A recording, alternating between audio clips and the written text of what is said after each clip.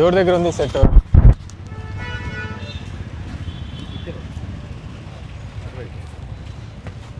ఎక్కడంటుండేది? ఇట్లే కదా. బాగున్నారు.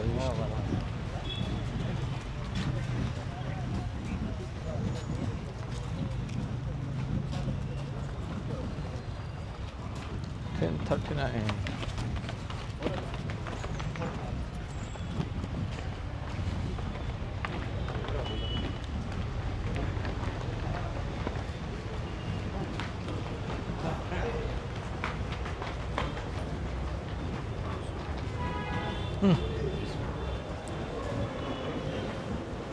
Bueno.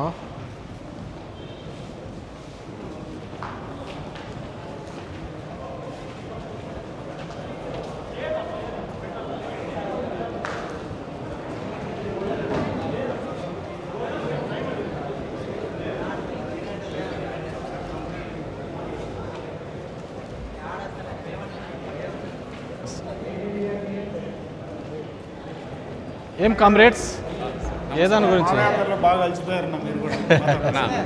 నీతో పాలు పంచుకున్నా, అలసిపోయా. బాగున్నావునా? తప్పకుండా బాగున్నా వద్దనా? వస్తా. లేడా కలెక్టర్ రాలేదా? కలెక్టర్ దగ్గరికి వెళ్తా. ఏమన్నా ఎప్పుడు రమ్మంటాడు వస్తాను చెప్తా. ముందు నేను ఆడ అర్జీ చేసి. బాగున్నారా? నువ్వు అన్నా బాగున్నారు.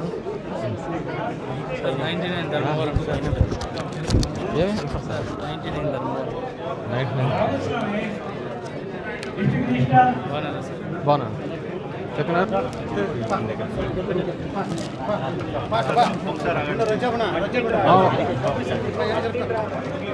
నమస్తే.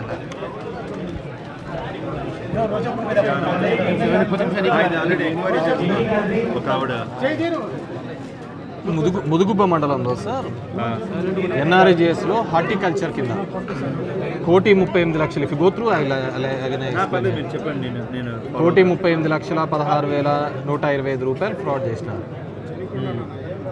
అక్కడున్న టోటల్ ఎక్స్టెంట్ వచ్చి 1677.5 ఎకర్స్ అయితే బోర్లు లేని చోట, గుట్టలున్న చోట మొత్తం అంతా కూడా ఇది చేసినారు.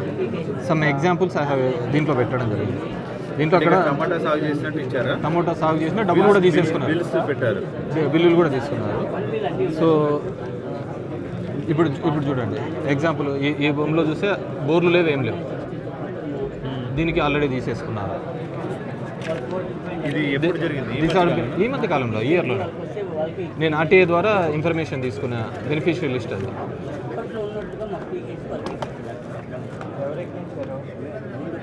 దీంట్లో టమోటోతో పాటు ఈ మామిడికి బ్యాగ్స్ పెట్టాలి కదా, దానిలలో కూడా అసలు లేకుండా ఏం లేకుండా ఇప్పుడు లుక్ ఇంటూ ఇక్కడ భూములు లేవు చూడండి, బోర్లు లేవు, ఏం లేవు, గుట్టలేవు.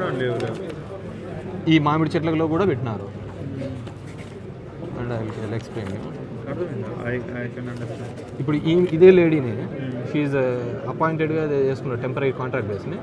ఈమె if look into the longitudes and latitudes ఒకటే భూమిని డిఫరెంట్ ప్లేసెస్ నుంచి పెట్టేసి 5-6 మంది పెట్టింది, ఇంక్లూడింగ్ ఏఈఓ ఆల్సో. ఏఈఓ సొంత కుటుంబ సభ్యులు కూడా పెట్టుకున్నాడు. దెర్ ఇస్ నో ల్యాండ్ అనమాట. అండ్ అక్కడ ఏం జరిగిందంటే, ప్రియాంక అని చెప్పేసి జొన్నకొత్తపల్లిలో ఒక Priyanka, I didn't mention, Priyanka Jonnakothapalli అనే ఆర్బీకేలో షీఈ్ వర్కింగ్. ఆమెనే దొరిగిల్లు అనే చోట, ఇప్పుడు highest it happened in Dorigillu panchayati. I have given in the complaint also. ఆ దొరిగిల్లులో వాళ్ళకి సంబంధం లేకుండా, అక్కడ ఆర్బీకేకి సంబంధం లేకుండా ఈమెపై రికార్డ్ చేసి మొత్తం చేయడం జరిగింది. సో దీనికంతా ఏవో మనోహర్ నాయక్ అనే అతను, I mention in the everything in the complaint. Please sir. And HO also, HO ఎవరు Annapurneshwari, she never visited that places. ఆమెనే వచ్చి మొత్తం ఇదంతా చేసే దాంట్లో చేసిన. This the list I got from the RTA and ground లెవెల్లోకి వెళ్ళి పంపించి నేను తీసుకున్న list. Please this my copy. And the second set sir, మీరు నిన్న మొన్న ఈనాడు పేపర్లో కూడా చూసి ఉంటారు. 2024-25 ఉపాధి హామీ పనులలో దగ్గర 8 కోట్ల వరకు జరిగిందని 8 కోట్ల వరకు జరిగిందని సోషల్ ఆడిట్లో చేసినారు. సమ్ మైనర్ అమౌంట్ చూపించారు వాళ్ళు. ఆ సోషల్ ఆడిట్ జరిగిన తీరు కానీ ఇది కానీ no one inform. And more or less దీంట్లో ఏంటంటే 2014-19 there is FIR filed also. Is FIR. అప్పుడు కూడా సోషల్ ఆడిట్లో 3,68,00,000 ఫ్రాడ్ అని చెప్పి తేలింది. 3,68,00,000 అని తేలిన తర్వాత అవన్నీ విత్హెల్డ్ పెట్టారు, డబ్బులు ఇవ్వకుండా. మళ్ళీ ఇప్పుడు వచ్చిన తర్వాత ఈ మధ్యనే వాళ్ళకి అమౌంట్ కూడా రిలీజ్ చేయడం లేదు. విత్హెల్డ్ దో ఎఫ్ఐఆర్ ఉంది. వీళ్ళందరూ జైలుకి పోయినారు. 19 మంది దగ్గర 8 మంది ఆఫీసర్స్ జైల్స్కి వెళ్ళారు. కొంతమంది దగ్గర అమౌంట్ రికవరీ చేశారు. దగ్గర 17 మంది ఫీల్డ్ అసిస్టెంట్లు కూడా జైలుకి పోయినారు. అయినా కూడా వాళ్ళ దగ్గర అమౌంట్ అంతా కూడా ఉన్నా కానీ మొత్తం విత్హెల్డ్లో ఉండే అమౌంట్ కూడా రిలీజ్ చేయడం జరిగింది. ఆ విత్హెల్డ్లో అమౌంట్ రిలీజ్ చేసిన కాపీస్ ఇవి.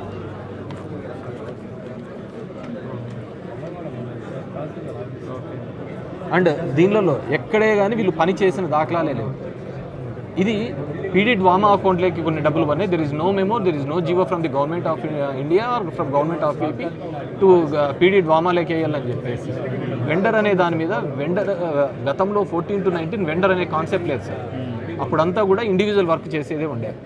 వెండర్ 2021లో వచ్చింది వెండర్. వెన్ ఆర్బీకేసీవి కట్టేటప్పుడు 14-19లో వెండర్ అనే కాన్సెప్ట్. బట్ వెండర్ అనే కాన్సెప్ట్ పాత బిల్స్ని కూడా ఇది వేయడం జరిగింది. అంటే దీని తర్వాత ఏమైనా సోషల్ ఆడిట్లో డ్రాప్ అయి ఉండొచ్చు కదా. సోషల్ ఆడిట్లోనే ఇది తేలినేది. మేబీ తర్వాత సబ్సిక్వెంట్ ఎంక్వైరీలో nothing. I don't think, to my knowledge there is nothing like that. ఎందుకంటే పీఈడీ డ్రామా విల్ బి అంటే దీంట్లో 2 ఉన్నాయి సార్, డ్వామా అండ్ డిఆర్డిఏ. వీళ్ళిద్దరు బోర్డ్స్లో ఈ అమౌంట్ డిఆర్డిఏ ద్వారా పడింది. ఇది హార్టికల్చర్. ఇది కూడా పండ్ల తోటలేనా? పండ్ల తోటలే. అప్పుడు కూడా పండ్ల తోటలే. ఇప్పుడు ఆధారాలు ఉండవు మన దగ్గర.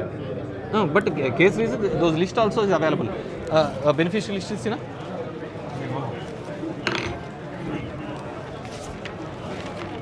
These are all the beneficiary list at that point of time. And PD Dwama and DRDA, the complaint registered by the PD DRDA.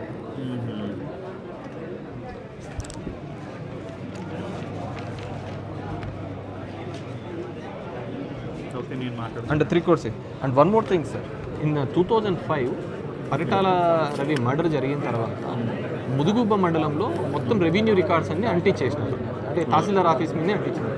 తర్వాత సబ్సిక్వెంట్గా మన ప్రీవియస్ గవర్నమెంట్లో ఫ్రీ హోల్డ్లో దాని కింద తీసివేయడం జరిగింది.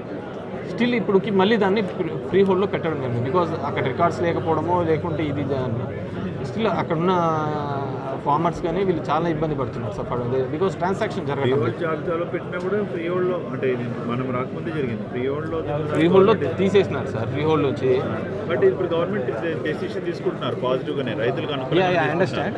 అంటే దానికి రికార్డ్స్ లేవు, అది ఒకటి. అప్పుడు అంతా యూనిఫామ్గా ఉన్నప్పుడు నాగలక్ష్మి గారు కలెక్టర్గా ఉన్నప్పుడు స్పెసిఫిక్గా ఏదైనా విలేజ్ పేరు ఉందా?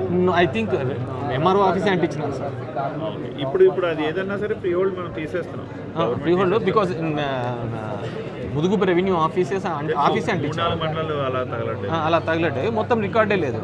తర్వాత వాళ్ళ యూనిఫామ్ ఏదో ఒక రికార్డు తీసుకొని ఫ్రీ హోల్డ్ నుంచి తీసేయడం జరిగింది. మళ్ళీ ఇప్పుడు ఆ ఫ్రీజ్ ఏదో ఉంది సార్. ప్లీజ్ తీస్తాం, అది తీస్తాం. ఫ్రీజింగ్ అది government decision. Government decision but మనం బికాస్ ఫేజ్ వైస్ జరుగుతుంది కాబట్టి ఇన్ ఎనీ ఫేజ్ ప్లీజ్ ఇది ఉంటే గవర్నమెంట్ కన్సర్న్ కూడా తీసుకొని పోయి వాళ్ళతో సీరియస్ మ్యాటర్స్ వీళ్ళు enquiry in detail. This also sir FIR అయిపోయిన తర్వాత ఈ వెండర్ బేస్డ్ అనేది లేనే లేదు. అది 2 ఇంపార్టెంట్ మీరు చెప్పినవి. Please go through sir. And Priyanka అనే ఆమె మొత్తం అన్ని చేస్తే యూ హ్యావ్ నోటెడ్. లేదు వీళ్ళు ఒకవేళ మీరు చెప్పినట్టు నిజమైతే క్రిమినల్ కేసు కూడా పెడతాం అమ్మాయి మీద, ఉద్యోగం నుంచి కూడా పీకేస్తాం. Please whoever responsible in this complete fraud. Thank you. Nice meeting you. ఏనా బాగున్నావా సార్? నమస్తే. బాగున్నావా? నమస్తే సార్.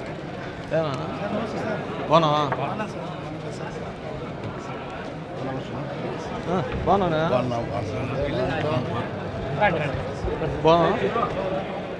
అట్లా నవ్వుతూ ఉండాలి హ్యాపీ లైఫ్లో. ఏమంతా బాగున్నావా? ఏమి ఇంకే సార్ కూలీలకు డబ్బులు 3 నెలలు అయినా పర్లేదు. 3 నెలలు అవుతుంది. 3 నెలలు అయితే కూలీలకు డబ్బులు వాళ్ళ సార్ దానిలోకే జిల్లా వ్యాప్తంగా గ్రామీణ ఉపాధి కూలీ ఏమాత్రం మెత్తినట్టుగానే జరుగుతుంది. ఈ ఎన్ఐఎంఎస్ఎస్ కెమెరా ప్రోగ్రెస్ కెమెరా పెట్టారు. 6:30కు కూలీలు ఏడుంటారు చెప్పు.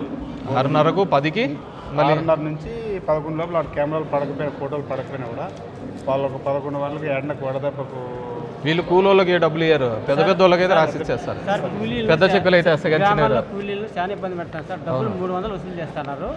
కనీసం పని పోవాలంటే ఫస్ట్ మాస్టర్లో రాయాలంటే 300 డబ్బులు ఇస్తే ముందు ఇవ్వాలి. చాలా వస్తాడు సార్. అన్ని గ్రామాలు తిరుగుతున్నాము. ఓకేనా? అదొకటి ఇప్పుడు నేను ఉపాధిలో జరిగిన ఫ్రాడే ఇవ్వడానికి వచ్చినాయి. ఓకే ఎక్కడన్నా చూసినా ముదుగు బొమ్మలో బాగున్నావా? వీళ్ళు ఏం తీసుకొచ్చిన పొద్దునే చాలా ఇష్టం సార్. నెక్స్ట్ బాగా బాగున్నారా? ఏమిగా గంటి కట్టి తెచ్చుకున్నాం. హ్యాండిక్యాప్డా?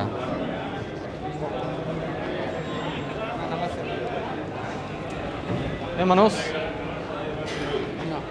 ఎక్కడ ప్రెస్ బయటన్నా?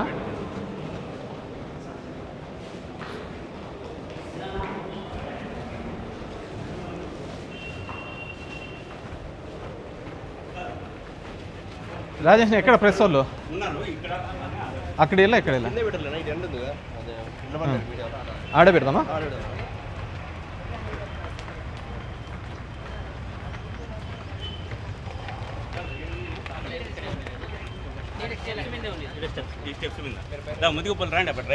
ఇట్లా ఒక్కో కేసు ఒకటి సపరేట్గా.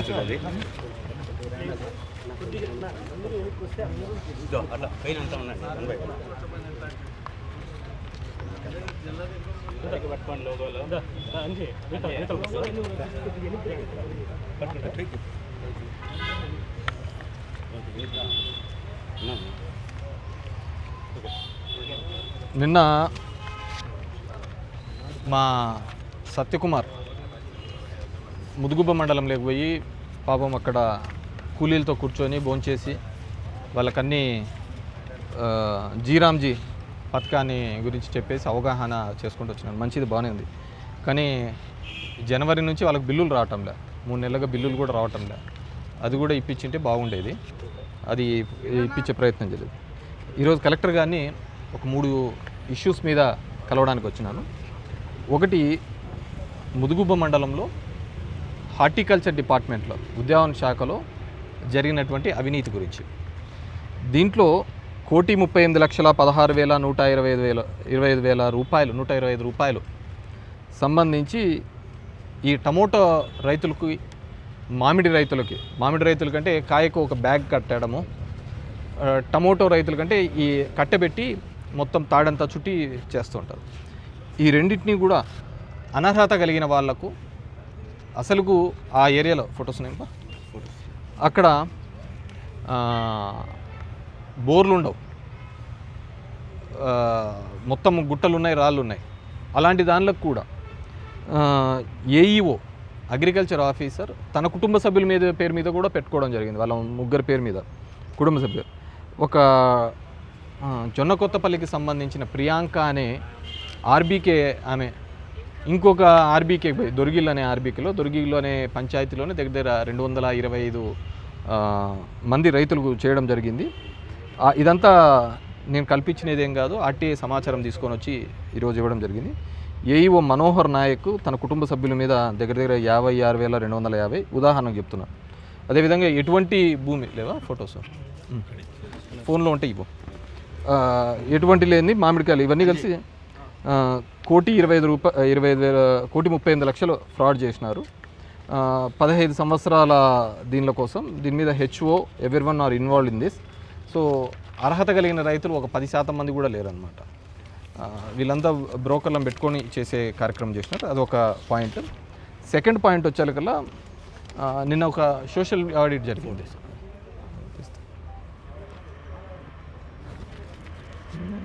తిప్పాలి కదా, ఆటో రైడర్ పెట్ట మొన్న సాటర్డే ముదుగుబ మండలంలో సోషల్ ఆడిట్ జరిగింది. దగ్గర దగ్గర 10 కోట్ల రూపాయలకు వర్క్ జరిగినట్టు, ఒక 4 లక్షల వరకు అవినీతి జరిగినట్టు ఉంచారు. అక్కడ 10 కోట్ల రూపాయల వరకు కూడా వర్కులు జరగలేదు, ఎందుకంటే ఫీల్డ్ అసిస్టెంట్ లేరు. ఈ మేట్లతో దొంగ బిల్లులు చేసినారు. నేను ఐఎమ్ టెలింగ్ దిస్ 2024 నుంచి ఏప్రిల్ నుంచి 2025 ఏప్రిల్ వరకు జరిగినది, ఇంకా ఈ ఇయర్ది కాదు.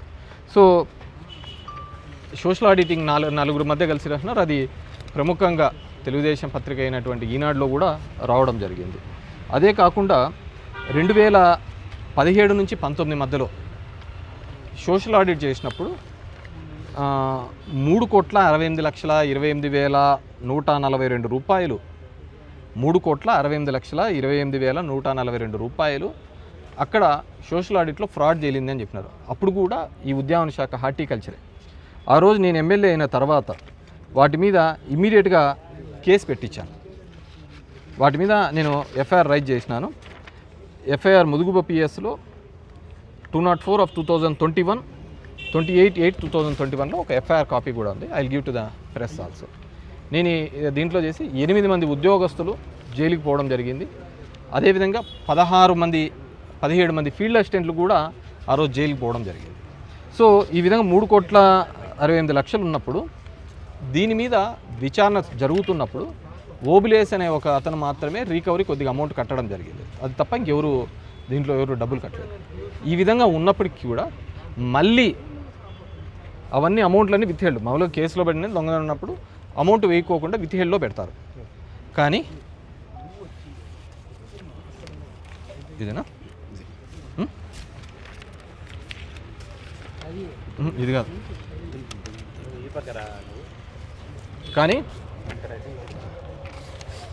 కానీ వాళ్ళన్నిటికీ కూడా డబ్బులు జమ చేయడం జరిగింది.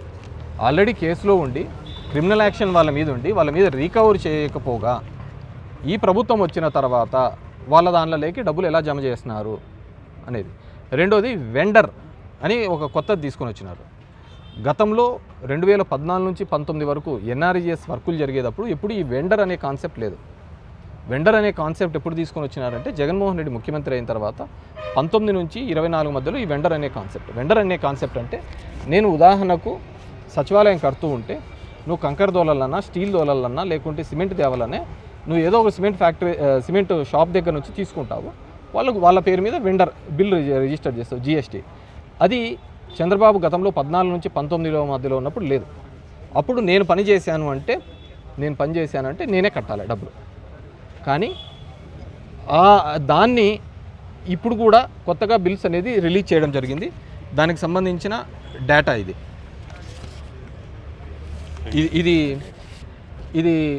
మేము విత్హెల్డ్ పెట్టాలి అని చెప్పిన 3,68,00,000 నిలిపేసిన అమౌంట్ని ఇప్పుడు డబ్బులు రిలీజ్ చేయడం ఒక డేటా అయితే,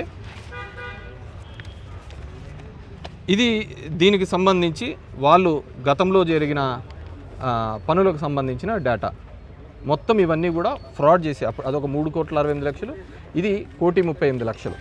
ఇది డబ్బులు ఇవ్వకూడదు, ఇవన్నీ నిలబెట్టి ఎంక్వైరీ చేసిన తర్వాత చేయాలి. కానీ అలా తేలిందాన్ని నేనేం చేయలేదు, ఇది సోషల్ ఆడిట్ చేసిన దాన్ని కూడా వీళ్ళు డబ్బులు ఇవ్వడం జరిగింది. సో ఈరోజు పరిస్థితి ఎట్లుందంటే కూలీ చేసుకునే ఎవరైతే ఉన్నారో ఆ కూలీలకు 3 నెలలు అవుతుంది డబ్బులు పట్టంగా. ఇప్పుడు కొత్తగా రామ్జీ తీసుకొని వచ్చినారు. దీనిలోకి అది ఎలా ఉంటుందో ఏముంటుందో ఈ ఏప్రిల్ తర్వాత మీకు అర్థమైపోతుంది దాని డీటెయిల్స్ అంతా. సో ఈ విధంగా ప్రతి కార్మికునికి, కర్షకునికి ఈ ప్రభుత్వం వచ్చిన తర్వాత ఇబ్బంది పెడుతూ ఇలా దొంగ బిల్లులు చేసుకుంటూ వీళ్ళు కాలం గడుపుతున్నారు. దీంతోపాటు అదే ఇంకో పేపర్ ఇది. దీంతోపాటు 2005లో ఇది 3వ అజెండా ఇవ్వడం జరుగుతుంది. 2005లో పరిటాల రవి చనిపోయినప్పుడు కొన్ని ఎంఆర్ఓ ఆఫీసులు తగలబెట్టడం జరిగింది. దాంట్లో మా ముదుగుబ మండల ఆఫీస్ కూడా ఉండడం జరిగింది. దానివల్ల అక్కడ రైతుల దగ్గర ఉన్న మాత్రమే రికార్డు ఉంది, కానీ ఎంఆర్ఓ ఆఫీసుల దగ్గర రికార్డు లేదు. సపోజ్ డైక్లాట్ కానీ, ఆర్హెచ్లు కానీ అవి రైతుల దగ్గర ఉండవు. అది ఎంఆర్ఓ ఆఫీస్, తహసీల్దార్ ఆఫీస్లో ఉండాల్సిన రికార్డు. అవన్నీ పోవడంతో దగ్గరగా ఇప్పటికి 21 సంవత్సరాల నుంచి అక్కడ రైతులు క్రయ విక్రయాలు చేసుకోవాలంటే ఇబ్బంది పడుతున్న సందర్భం. వైఎస్ జగన్మోహన్ రెడ్డి గారు ఉన్నప్పుడు ఈ ఫ్రీ హోల్డ్ దాని నుంచి అవి తీసివేయడం జరిగింది, ఆ రైతులు క్రయ విక్రయాలు చేసుకుని.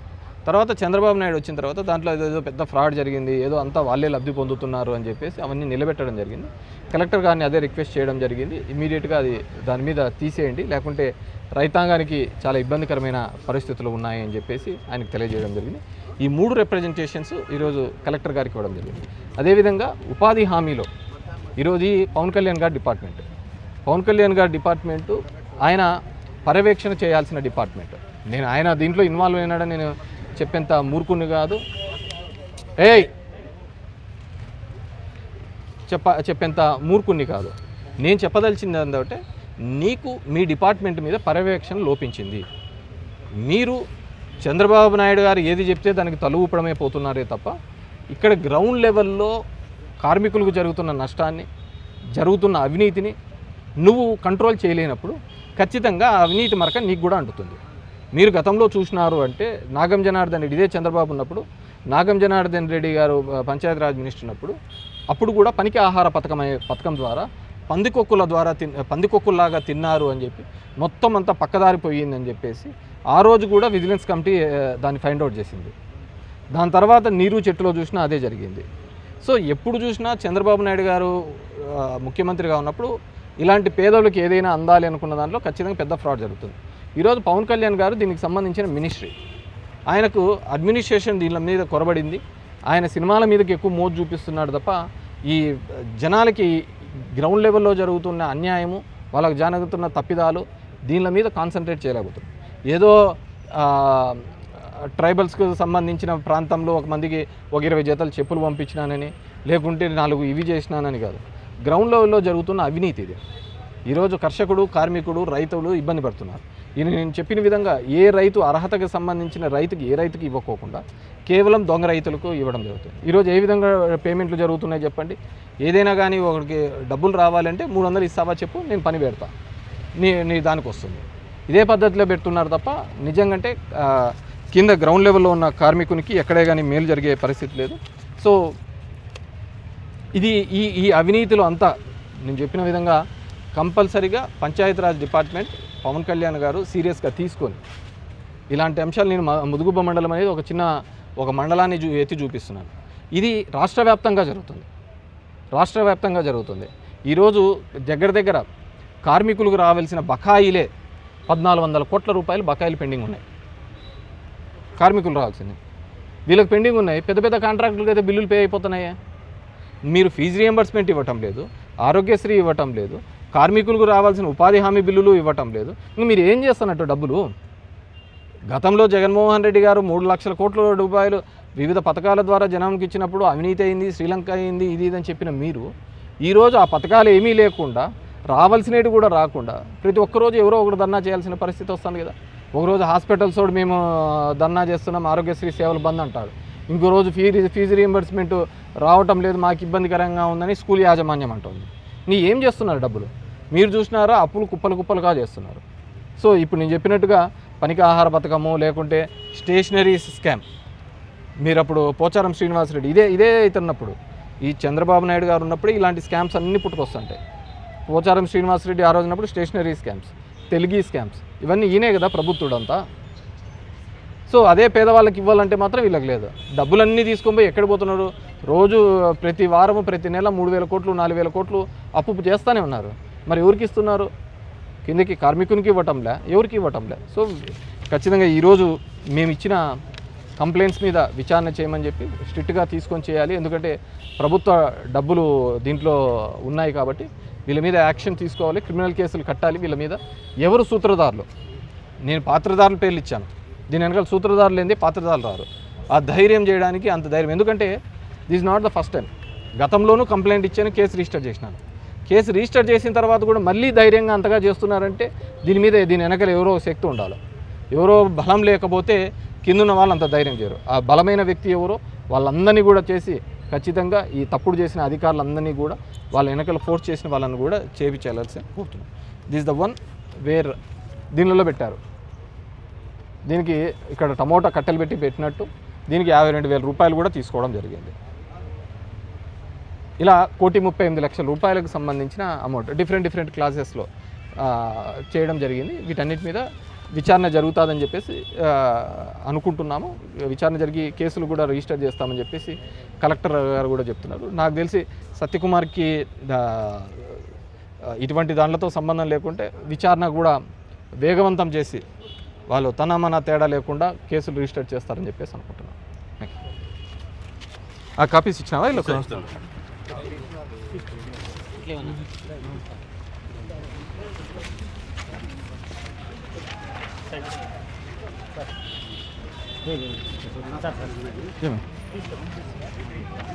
ఓ ఆయన దగ్గరికి పోప్పా, కలెక్టర్ దగ్గరికి కదా ఇచ్చి వచ్చినాను. ఏదానికి టమోటా పెట్టినాను అయినా కానీ నాకు అమౌంట్ పడుతుంది. అదే నీకు చెప్పినది, టమోటా పెట్టిన వాళ్ళకి వల్ల పెట్టని వాళ్ళకి పడింది. పట్టినా కట్టిన అంత లాస్ అయింది. అయినా కూడా అదే పెట్టిన వాళ్ళకి పడలే, పెట్టని వాళ్ళకి పడింది. బాగున్నా బాగున్నా కుదరపా పెట్టిన వాళ్ళు కూడా మన తోటలోకి వచ్చి ఫోటో నీ దాంట్లోనేనా అందరు ఫోటోలు దిగినది? దాంట్లో కూడా కొందరు వచ్చి దిగేసిపోయినారు. మళ్ళీ ఆ విషయం చెప్పింటే మంది మనం అని చెప్పేసి మనకు రాకుండా వాళ్ళకి ఉన్నాయా? అది కలెక్టర్ చూపిస్తామా ఇతని దాంట్లోకి వచ్చి ఫోటోలు దిగిపోయినారని?